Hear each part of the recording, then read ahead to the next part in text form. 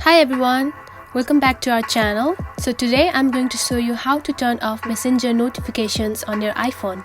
If you are looking for some peace and quiet from those constant pings, you're in the right place. So at first, go to the settings app. It looks like a gear icon. Go ahead and tap on it. Once you're in the settings, scroll down and look for the messenger app. Now you can see there is the messenger app. Now click on it. Here you can see the notifications. Now click onto that notifications. Now you are in the messenger notification settings. You will see a button at the top that says allow notifications.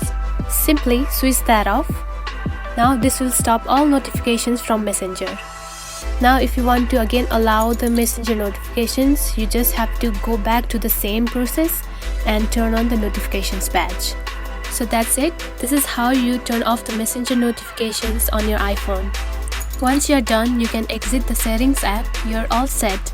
No more messenger notifications to distract you.